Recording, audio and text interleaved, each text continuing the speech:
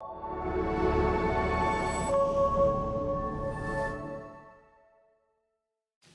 importance of valuing and connecting to and acknowledging a space that kind of straddles the line between life and death, I think is super important as humans to be able to acknowledge. That is my lovely guest this week, Camilla Arnold, and this is What About the Wetlands, a podcast where we talk about Vancouver Island's amazing, wonderful wetlands in numerous different capacities.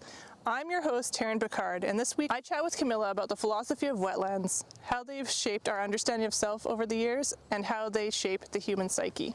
Camilla is a writer who focuses on the interconnection between nature and human beings. Camilla also grew up on the opposite side of the marsh from where we're filming, with a poet father who is also incredibly influenced by this beautiful place. Okay, I'll pass you over to Camilla now for her to tell you more about herself. And thank you so much for being here. I really hope you enjoy this interview. Everybody, my name is Camilla, and I also work at the Nanaimo Brain Injury Society, and through my work there, I've really come to learn how important communities are for people's sense of healing and wellness, and I find there's so much community to be found in natural spaces, and almost specifically wetlands. So let's talk a little bit about where we are right now and why this wetland is so special to you and to, I guess, your understanding of community. Oh, I forgot. Okay, so I have a question that I'm going to ask every single guest on this podcast, and that question is pretty simple, but I suspect that we're going to get quite a few different answers, and that is just how you define wetlands.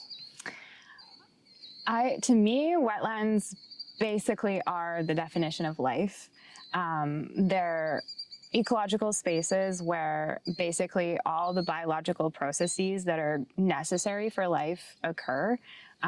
There's decay, there's regeneration, recycling of nutrients and matter, the reemergence of new life. It's just, you have all of this movement and change happening at the same time. And yet I find that they are often quite overlooked ecosystems. And they also, to me, represent spaces that are liminal, so transition spaces. And I think those are really important for humans in general to connect with. I love that definition. That's so all-encompassing. And I feel like you and I are both very, I don't know, dynamic people, I guess is a good way to describe it. Like we are both we observe a lot in the world and see a lot. And I think for me, that's definitely something that draws me to the wetlands a lot, is like that dynamicness that you kind of just described with like all the things that are going on. Yeah. Yeah. It's like there's, you know, that there's so much happening there, especially the more you learn about them. But yet also sitting in front of it, you know, you feel this like vortex of calmness at the same time. So it's such an interesting dynamic happening there. That's a really good point. Yeah. It's like, so peaceful and like incredible in that way. But at the same time, it's like you're hearing the birds flying and you know that there's like all these little processes going on in the water. There's so much nutrients that's held in a wetland that doesn't exist in other places, like where there's flowing water or, super interesting. Okay. Let's go back to that first question. That's supposed to be our second question. So the wetland that we're sitting in front of right now, we both spent quite a bit of time around as children, but do you want to talk more about like why this one is so special? Yeah, I mean, I just have probably my earliest memories involve spending time on the property that backs onto this wetland. And just, I mean, for example, I had the privilege to grow up with parents who were always encouraging us to get to know the land around us and like get to know it on such an intimate level, understand like the plants and animals that were part of it. And my dad had this rule where if I wanted to do something fun, like watch a movie or something, we had to go for a walk first. So I spent so much of my childhood taking walks down to this wetland and around this wetland, and even on it in the wintertime when it was frozen solid enough, which didn't happen too often, but it did happen a few times. So I just have a lot of like special memories of this specific ecosystem here. So what do you think is the coolest thing about this specific ecosystem? There are so many pockets of different areas, like niche areas. I know there's a bunch of beavers that live along this wetland, and you hardly ever see them, but you see signs of them like everywhere. There's trumpeter swans that like to fly over, especially in the fall. My dad had this thing where he would call it duck time in the fall. And it was like twilight. And that's when all the ducks and sometimes trumpeter swans would fly over and come to rest like here on the lake in the evening. And that made me feel so connected to something as a child. And I just think that there's so much history here. And it's so much untold history, and that's what makes it so special too, in a way. I didn't even think about that. I don't really know any history about this area other than, like, obviously it's been settled by European descended people in the past 100 years. Mm-hmm. And I know that there's like a lot of, we're in Arrington. I don't know if I even mentioned that. We are in Arrington, and a lot of this area used to be wetland. I'd say most of the properties that are on this road specifically at some point were wetland. Most of them have been drained now. This is one of the few remaining wetlands. I didn't even know that. That makes me feel even more yeah, right? connected to the space. And like, it's so special. Yeah. And I mean, like, we're sitting here right now. As you can see, there's wildfire smoke behind us. One of the really cool things about the wetlands, I think this is pretty much everywhere, but specifically on Vancouver Island, I know for sure, wetlands in this area on this island used to create their own weather systems. So you'd have like the bigger weather systems that roll in off the Pacific, but you'd also have these like micro weather systems created by the changing of temperatures throughout the day. So like the wetlands would create their own cloud systems, and then you'd have the rain. So a lot of the water stayed within the ecosystem. Mm-hmm. And now because we don't have as many wetlands and it's gotten so hot, like the soil is a lot drier. And this is part of the reason that we're having issues with wildfires now, is because we don't have as many wetlands. So it's kind of crazy to be sitting in front of one of the last wetlands in the area. Well, within like 20 kilometers, we have 2 wildfires burning right now. Mm-hmm. Yeah, it's very, it really puts into perspective like the importance of the land. Yes. The water being held in the land right now. Yes, and us coming to this space during this time, it's like a visceral tribute to the importance while this is happening. Yeah, it's pretty nuts. You can hear the helicopters flying over to bring water to the fires. Yeah. It's crazy. Yeah. Yeah, and the water's pretty low, but it is mid-August, so. Yeah, you can still hear frogs jumping in there. Yeah. Birds flying around. And that's the thing too I've noticed about wetlands, is when you first reach them, it's so silent, or you perceive it as silent, and I don't want to say empty, but again, it's that like calmness. Yeah. But when you just sit with them for enough time, then you start hearing, like the tree frogs and the birds and the ducks and everything that's happening. You start to perceive. Yeah, you got to be quiet so that everything forgets that you're here. Yeah. And they start talking again, and they start coming out and doing their thing. Like if you just spend enough time to like let the land settle around you, then things start to continue with their processes. Yeah, for sure. We were interrupted by airplanes. Now we're being interrupted by geese, as you can hear behind me. That's more acceptable. That is. We're in their home, so we can mind our own business. But if you're not getting away from the squawking. That's fine. I'm okay with it. Yeah. I'll just talk louder. I like it. There you go. Okay, so let's get back to chatting about wetlands and how they've shaped, I guess, your life. Like, why do they matter from a cultural perspective or an individual perspective as somebody who loves nature and connecting to nature? I mean, I could say so much about this. I feel like it started, I talked a bit about how I would go on a lot of walks when I was younger and just grew up really exploring the different ecosystems. And to me, wetlands, like swamps and bogs, and the random like meadow lakes that you stumble on in the woods were the places that were the most intriguing to me. There's just like, you like smell them before you see them, right? Like you can smell almost like this like earth matter or like kind of decay, I want to say, but it's just, there's like a fullness. And being sites of transition, that to me as a child, I couldn't articulate what that meant, but as I've gotten older, I've started to understand the importance of that. The importance of valuing and connecting to and acknowledging a space that kind of straddles the line between life and death, I think is super important as humans to be able to acknowledge, because it allows us to connect deeper to these ecosystems and feel like we are part of that. I'm also someone who struggles with chronic illness, so at times you don't feel as home in your body, or you don't feel as safe in your body. And you're kind of told, I think, that a lot of the narratives tell you to go deeper into your body to resolve that. But a lot of times that's not accessible or feels safe for people. So being able to understand and connect to ecosystems that really rely on being in transition states or liminal states between life and decay, and just the value of that really helps you feel more at home in spaces that are external to yourself if your body doesn't feel safe.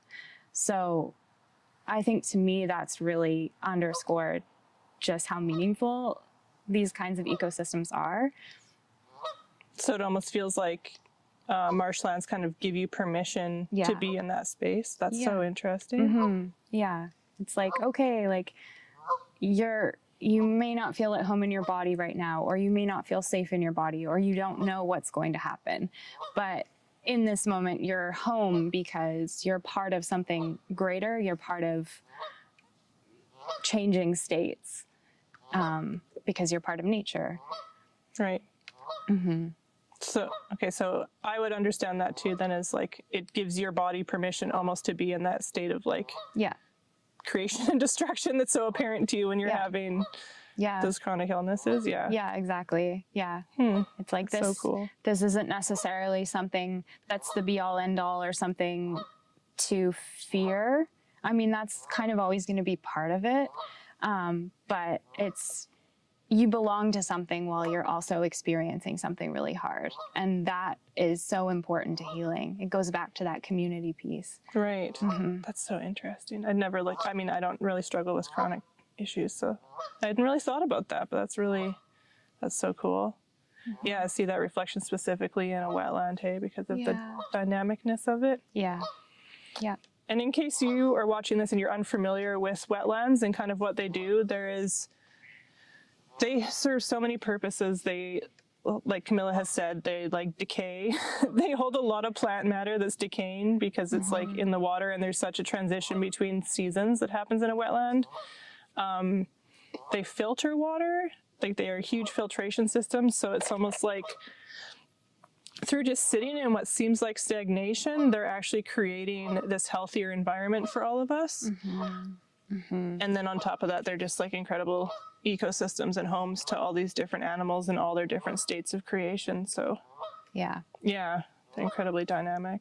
Yeah, that's a good point. That goose is so loud. It's so fitting though. It's like, look at me. You came to a wetland, like this is what it's about. This is what's happening. Yeah, this is where I live. Yeah. Pay attention to me. I love your point though about it looks like stagnation, but it's actually a transformation. And I think that's kind of what I was trying to get at with kind of learning to feel comfortable with, or maybe fear less, being in a state that's uncomfortable. Right. Yeah, like you can almost see the purpose in your own transformation, even though it's like, feels like stagnation, because you can see that stagnation is transformation. Yeah, it feels like you're like stuck in the mud. Yeah. And you're like decaying. Yeah, and there's a lot of that in the marsh, that's for sure. Yeah. But it's like, oh wow, okay, there's like actually like enzymes and like metabolic activity happening and like new life coming out of this, which is microscopic at first, but then becomes something that you can perceive. Yeah, that's a very good point. Yeah. That constant birth and death cycle that's like both so slow but so quick all at the same time, kind of like how you feel in your body. Yeah. And even if it is just truly just stuck in the mud and there's nothing good about it, there's no way to paint it positively, which, you know, sometimes that's just not helpful at all, then at least you're still part of something. Right. It's still beautiful in front of you. Yeah. Oh man. Another helicopter. So we've covered a lot probably to answer this question already, but I'm going to ask you directly anyway. Yeah. So what is it about wetlands that you think should make people care about them?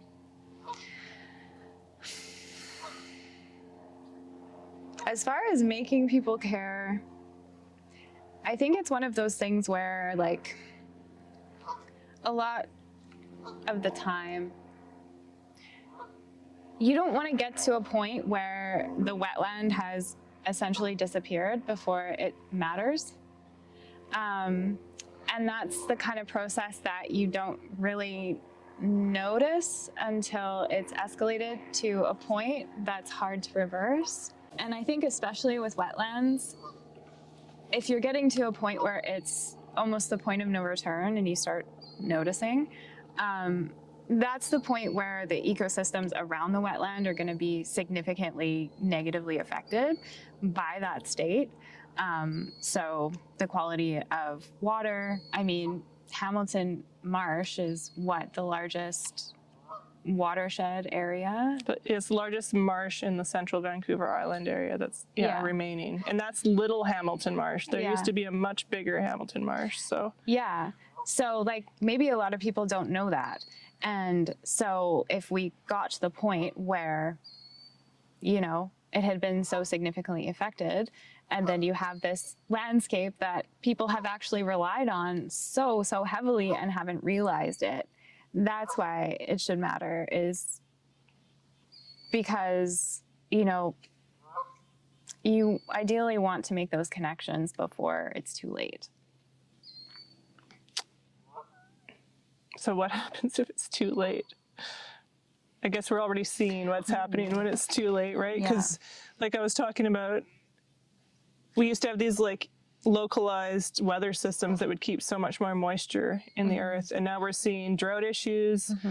We're seeing extreme weather events because it's like the energy obviously that's in the atmosphere now is greater, but also it's like the water is not staying, so it's going back into the atmosphere, so you've got these bigger events. And then we're seeing huge changes because of such simple things. It seems like such simple things to me anyway. Yeah. And there's been like so many studies that have happened where, looking at wetlands and the function that they have, there's no way to efficiently do the same thing to filter water and to create these systems by humans. Yeah. So it seems, I don't know, it seems very wasteful on so many fronts to be destroying something that like so effectively does so much for human beings. Yeah. And I think too, there's like this dialogue of, well, it is completely too late, and so therefore let's invest in this technology to replace something that actually is still there to a certain degree. And there are still things we can do in terms of just increasing public awareness, and increasing people's connection to place is so important. And just helping people understand that, like, hey, this is where your quality of life comes from, physically, as well as emotionally, spiritually, so many levels. Yeah, and such a simple thing. In a future episode, I'm actually going to interview somebody who is intimately connected to Buttertubs Marsh, and Buttertubs Marsh did not exist for a while, and somebody's passion was really all that brought it back, and now it's one of the coolest places in Nanaimo. It is. Yeah, it's so cool. fully functioning marsh. Like it's really cool. Yeah. So like there is capacity to bring these things back and to bring back like, that connection to land and community and to the systems that function. But obviously it's a heck of a lot more difficult to bring something like this back than it is to just preserve it. Absolutely. So, yeah.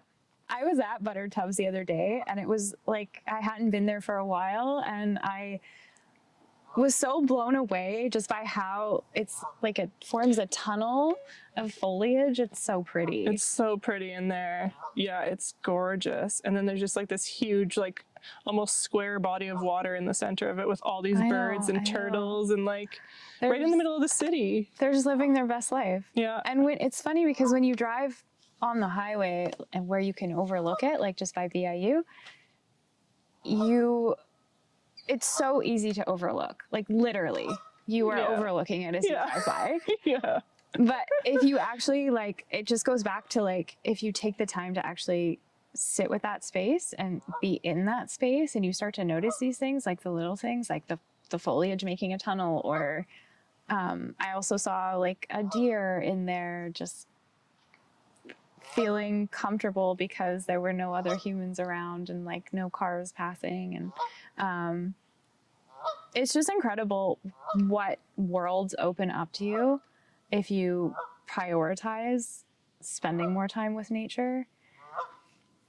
So that's another reason why people should care. Yeah, that's a good one. Yeah. The fact that it's like doing all these things for us on like on a physical level while also potentially on a spiritual level too. And like all you have to do is show up. You don't have to do anything to this marsh for it to like give us all of the value that it's giving us. Exactly. Yeah. And I think that's such a huge lesson too, is like in a society where we're constantly kind of told that we need to be rushing and like working and pushing to do something else all the time. Like we're not taught that it's okay to just be satisfied with where you are and how it is, and that things actually happen when you slow down and you're quiet and you're just present with the moment.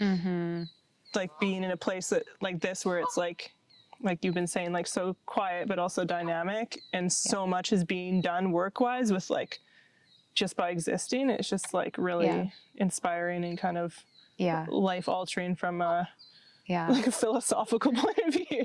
Absolutely. And like, that's such a good point. It makes me think that like, it's such a privilege to know that there are spaces that you can just go to and show up at, and then just showing up is enough to feel part of it and to gain a benefit from it. Because just going back to this mentality of like, everything you want in life, you have to just continue to work hard for and put yourself through it to earn. You know, nothing is given, it's just all earned. But in the context of ecosystems connecting to space, landscapes, that's not the case. Like you go there and you allow yourself to be part of that space and like do it respectfully. I would say that that's the part that's earned, but it's such a privilege to be able to have spaces like that in a world that convinces us that everything needs to be earned. Yeah, that's a very good point. Yeah, and I guess that doesn't exist everywhere in the world. You get spoiled living on Vancouver Island because you're just surrounded by these like magical, wonderful places all the time. And you forget that like that doesn't exist everywhere. Yeah. But all the more reason to try to make sure that places like this do remain, and that we can be an example in the rest of the world for like what can be done. Yeah. Yeah. So I know that you also have a pretty strong connection to Englishman River, which is what this is part of the watershed for. And Englishman River is like very close that direction. So I don't know if you wanted to talk on that at all. And Yeah. yeah, I mean, I could talk for hours about it. You have 20 minutes. It was one of the places that I grew up going to, like, and I always come back to my dad's influence, just because like it truly was so much about connecting with nature. And he really lived and breathed that. And so, of course, he had this spot called the Mr. Andy swimming hole. And why was it called Mr. Andy? Good question. Actually, there was our neighbor was named Andy. And I actually don't know why my dad named it after him, but they were friends, and I just kind of remember little glimpses of Mr. Andy growing up. But yeah, he seemed like a really nice guy, and he was always like riding his bike through Arrington with like produce from the farmer's market and that kind of thing. And then we'd kind of stop and chat with him when we saw him riding on the side of the road when we were driving somewhere. I guess this swimming spot was his favorite spot, and maybe that's why. But yeah, so the Mr. Andy swimming hole, and that was just growing up the primary spot we'd go to along Englishman River. And it's just this gorgeous trailhead at the end of Englishman River Road. And back then, you know, as a kid, you would rarely see anybody there. It's still common to have this space like almost entirely to yourself. Usually there's maybe one or two other people there, but I mean, the trail is beautiful walking down there. The river there is so gorgeous, and you can tell that it's like fed by glacial water coming down from Mount Arrowsmith. And it's super cold and super refreshing, and most of the time very private. And so I had the privilege of growing up going there very often throughout the seasons and seeing the different plants that would be coming up depending on the season.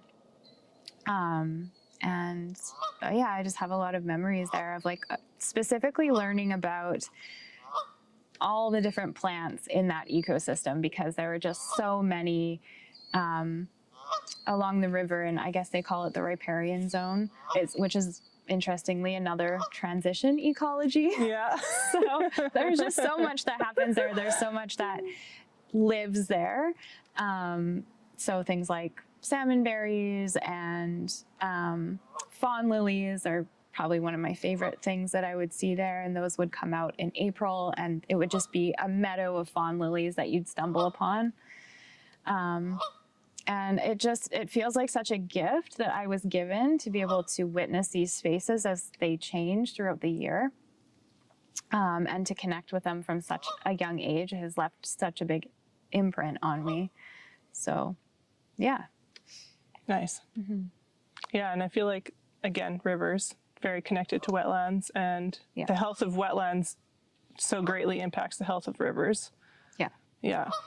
So since we're here and we've both been in this area most of our lives, should we maybe talk a little bit about the changes that we've seen? Sure. It's like such a dark thing to end on, but also... We can circle back at the very end, maybe. It's pretty cool to see, like, I mean, I'm sure this wetland has changed a lot. I don't remember a ton of what it looked like as a kid. The main thing I remember about this marsh as a kid was that it was at the back of your property, and we had so much fun in the forest in your property. We'd make all these trails through the forest. We'd like catch frogs. We had a very good plan. We were gonna make all these trails through Camilla's forest, which backed onto this marsh.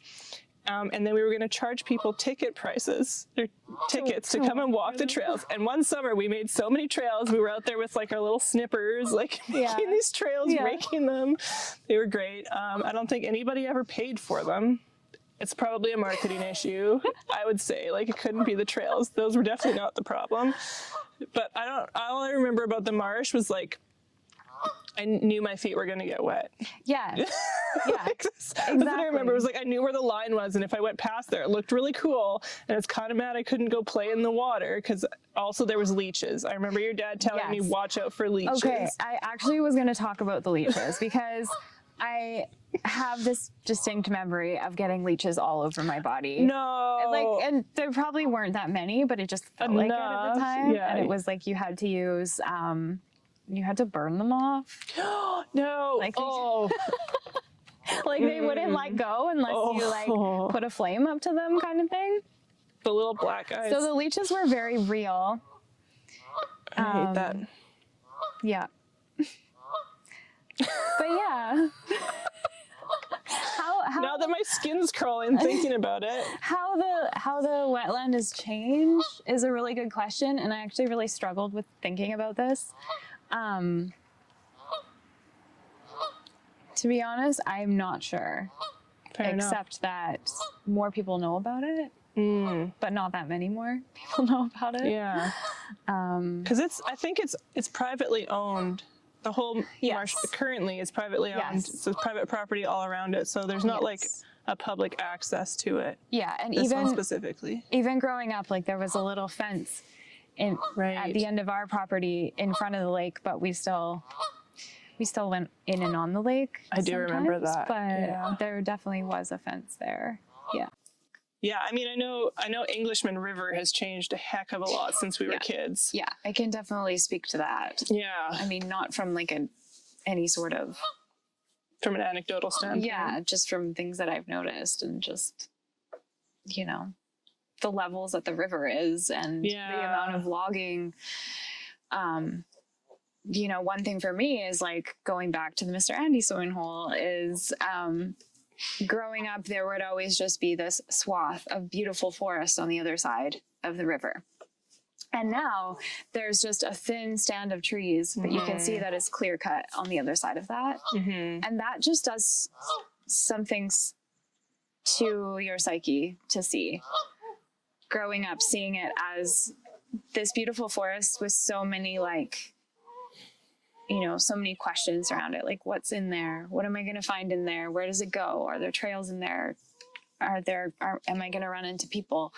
To now just being able to see clearly this empty space where there was so much life and so many questions. Right. And I think I'm getting philosophical again. That's what this whole episode's about, it seems. Yeah. I think it's so important for the human psyche to have questions that we can't answer and have spaces that we can't understand and we can't fully see or define.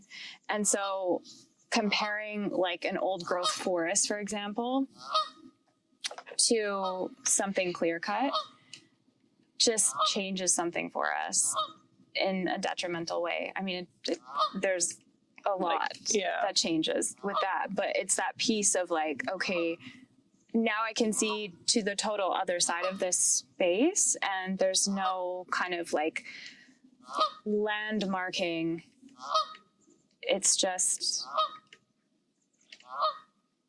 clear. Yeah. That's, I don't know. It almost like sterilizes nature and removes the magic. Yeah. I feel like. Yeah, it takes like, away. And like more than like the obvious, like you took trees out. It's like like you're saying, the mystery of it and kind of that like the depth and complexity that you almost like see mirrored back to yourself when you look at a forest. Exactly. It's like it's almost like seeing yourself in a space and then all of a sudden you've seen yourself destroyed in a way. Yeah. There's this loss that just comes out of nowhere and all of a sudden you can't feel yourself anymore in a space that used to almost feel like home. Yeah.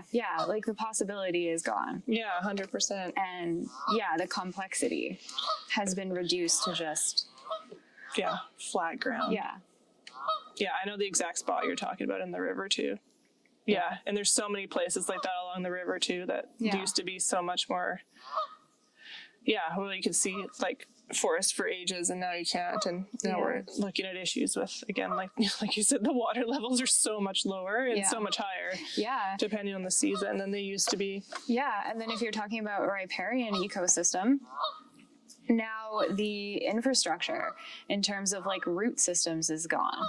And so that causes collapse and just soil erosion. Completely changes the landscape of the river. Yeah, on top of also getting rid of like other wetland ecosystems that we probably didn't even know existed because now there's nothing to hold the water in and they're gone. Yeah. There's so many little tiny wetland ecosystems that exist in all the forests around here that you don't know about until you go exploring, and then you know that they were there looking at a forest that's been clear cut, even though maybe they were never witnessed by human eyes. Yeah. And that's the thing, is like that we have the power to take away something that existed for so long without our perception is wild.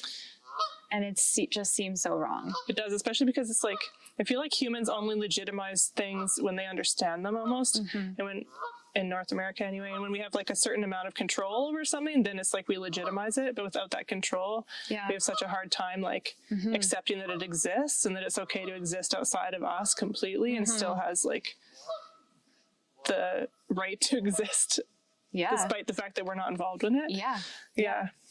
It's like the whole like, if a tree falls in the woods and no one's there to hear it, did it actually fall? And the answer is like, yes, of course it fell. We didn't need humans to understand or measure it for that to be the truth. You need to know how old it was for it to have passed on and be serving a new purpose now. Yeah. And I think maybe that's part of why people have such a hard time with wetlands too, is because it's like there's no, again, to let it just sit. And again, as human beings, we are horrible at this. We're horrible at just like sitting in something, especially when it's uncomfortable or we don't have a purpose or don't feel like we have a purpose that we're involved in. In wetlands, it's like you have to be separate from it in order for it to function how it's meant to. You can't go walking in it. You can't take a boat out onto it right now. You can't go fishing in it. It needs to just sit and be separate from us, even though all these animals are involved in it. And I think that's probably a huge reason that we have such a low value for it, is we can't. Like, it's the stillness that creates the value in it, and we have such a hard time with stillness and quiet. Yeah, that's a really good point. That goose is not still or quiet.